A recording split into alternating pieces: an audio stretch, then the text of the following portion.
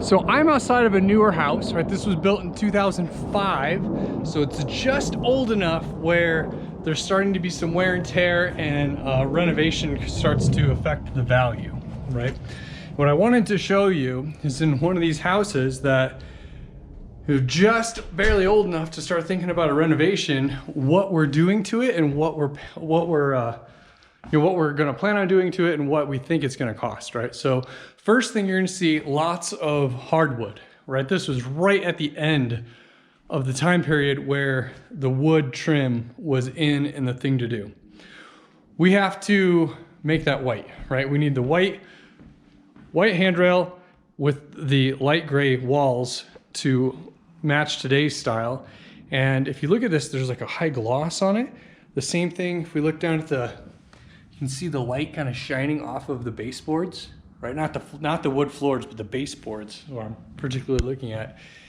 You can't just paint it, right? You can, but first you have to put a special primer on it, or you need to sand all of that polyurethane off, right? So in this house, we're budgeting $6,000 to paint, which it's a lot to paint, but in this house, that's what it's gonna take to get it done. And that's being mindful and budget conscious and not going and buying, the most expensive people. So we're gonna make the trim white, the walls gray. These light fixtures, those were way cool in 2005.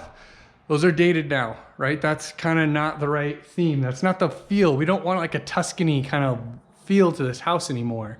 So with the grayer walls and the white trim, we're gonna leave these cabinets alone and the granite alone.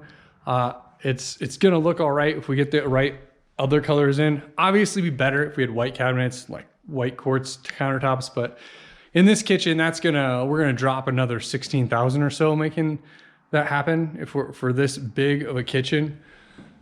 And maybe a little less than that, but at least 14,000. And I don't think it's worth it to put that money into that. So we're not gonna do that. We're gonna leave that in place. We're painting everything white, but the light fixtures we're gonna swap out. We'll have a more modern looking light fixture.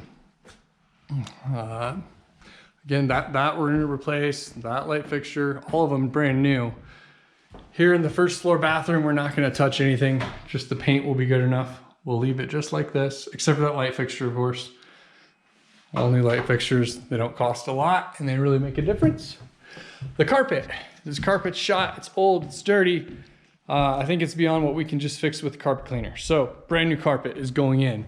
And in this house, I have $5,500 budgeted for carpet because there's a lot of it, right? And we can't get the cheapest carpet. We have to go a step up from that. So new carpet. We're going to just paint in here, new light fixtures. But that'll be it. We're gonna leave everything else alone.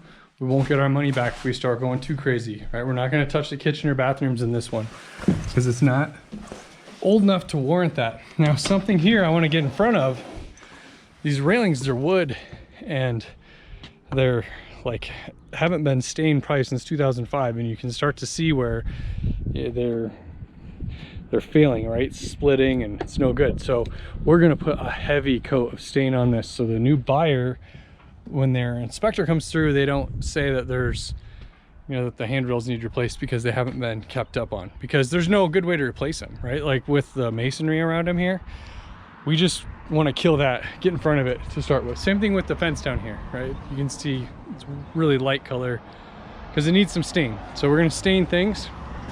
I guess also notice we have a tree here that's been broken. We're just gonna remove that whole tree, and that will make that look a whole lot better. So all in on this house, we're gonna spend $20,000. And that $20,000 is gonna get us new paint, new carpet, new light fixtures, stain outside. There's some exterior paint, a little bit, not much, that we're gonna touch up. But I'll show you the basement quick, and that'll be it for this one. I'm not sure if we're gonna get this job or not yet.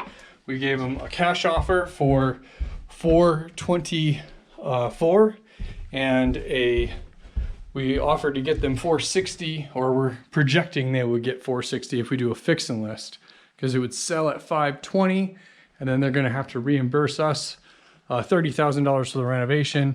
10,000 of that will be profit. The other 20 is to cover the work. We'll just throw all this stuff away, leave it unfinished. The comps don't justify finishing off the rest of the basement. We dump another 40 at least, probably. Nah, that's light, more like 60. It's a lot of square footage there. So we dump a lot of money in and we're not going to get back. So we're not going to do that. Here, make sure I got the lights off. Cool. Oh, just a sec. I'll get us out of the dark. So I will share final numbers with this deal. You know, if we get it, what they ended up being, all the contracts, and we go through the lessons learned on every project that I do in the mentorship group. We have weekly Zoom meetings every single week to go over any questions you have, any group members that have any problems with any of their projects, they can ask it from me in that Zoom meeting and I go through it. And it's a low monthly fee. Right, to be part of the mentorship group, it's under $200 a month. It's $197. You get a website with that too, custom made for you. So it's a great value. And if you have any interest in doing fix and list deals or fix and flip deals, I think what the value you're going to find in that mentorship group, the lesson learned videos, the access to me on a weekly basis is well worth the $197 that you'll pay. So if you're interested in that, check it out at selfmadeflipper.com. Otherwise, look forward to seeing you in the next video and hopefully showing you this house after it's done. Thanks for watching.